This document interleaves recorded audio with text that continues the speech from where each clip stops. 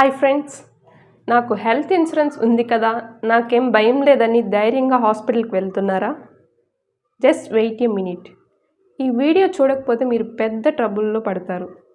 మా friend Suresh story వినండి. 5 years నుంచి ఒక్క రోజు కూడా లేట్ చేయకుండా ఇన్సూరెన్స్ ప్రీమియం కట్టాడు. సడన్గా చిన్న సర్జరీ వచ్చి హాస్పిటల్లో జాయిన్ అయ్యాడు. డిశ్చార్జ్ టైంలో టోటల్ బిల్ 5 lakhs అయింది. కానీ ఇన్సూరెన్స్ కంపెనీ ఎంత సెటిల్ చేసిందో తెలుసా? Only 3 lakhs. మిగిలిన 2 lakhs సురేష్ తన పాకెట్లో నుంచి కట్టాల్సి వచ్చింది. ఎందుకు ఇలా జరిగింది? పాలసీ ఉన్నా కూడా డబ్బులు ఎందుకు కట్టాల్సి వచ్చింది? సురేష్ చేసిన ఆ చిన్న తప్పు ఏంటి? ఈ వీడియోలో ఏజెంట్స్ మీకు అస్సలు చెప్పని 3 hidden traps గురించి చెప్తాను. ఇవి తెలుసుకోకపోతే రేపు పొద్దున మీ క్లెయిమ్ కూడా రిజెక్ట్ అవ్వచ్చు. సో ఎండ్ వరకు జాగ్రత్తగా చూడండి. First and biggest mistake, room rent capping. మనం పాలసీ తీసుకునేటప్పుడు కవరేజ్ ఎంత, 5 లక్షలా 10 లక్షలా అని చూస్తాం. కానీ రూమ్ రెంట్ లిమిట్ ఎంత అని చూడం. ఎగ్జాంపుల్కి మీ పాలసీ 5 lakhs అనుకుందాం. దాంట్లో చాలాసార్లు రూమ్ రెంట్ లిమిట్ 1% అని చిన్న లెటర్స్లో రాసి ఉంటుంది. అంటే రోజుకు కేవలం 5,000 మాత్రమే రూమ్ రెంట్కి ఇస్తారు.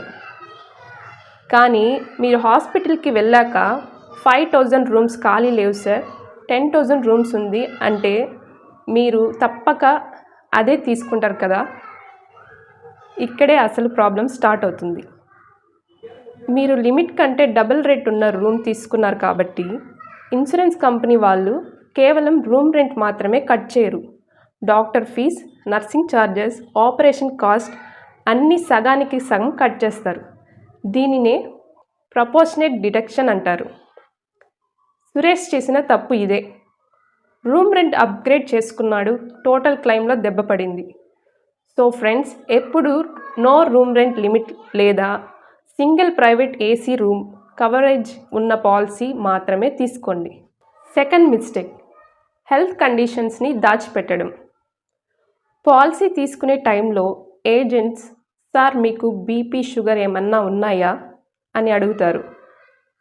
మనం ఎక్కడ ప్రీమియం పెరుగుతుందో అని నాకేం లేవు అని అబద్ధం చెప్తాం.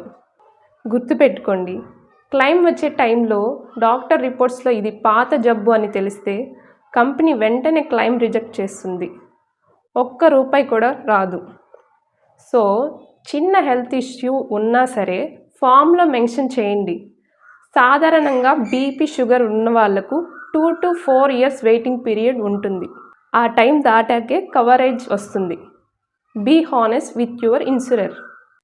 Third mistake, copay and hidden cost.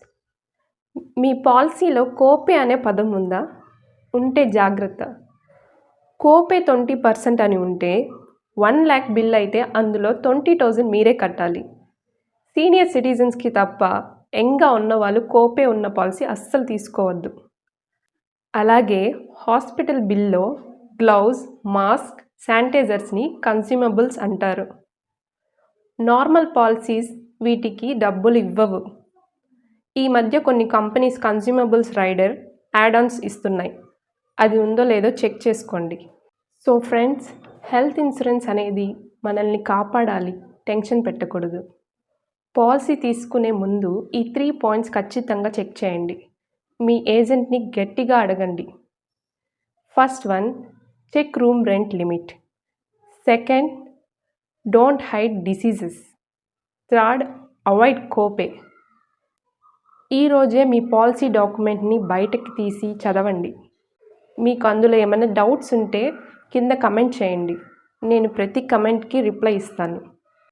ఇలాంటి యూస్ఫుల్ ఫైనాన్షియల్ వీడియోస్ కోసం మన ఛానల్ని సబ్స్క్రైబ్ చేసుకోండి. ఈ వీడియోని మీ ఫ్యామిలీ గ్రూప్లో షేర్ చేయండి. అందరికీ యూజ్ అవుతుంది. See you in the next video.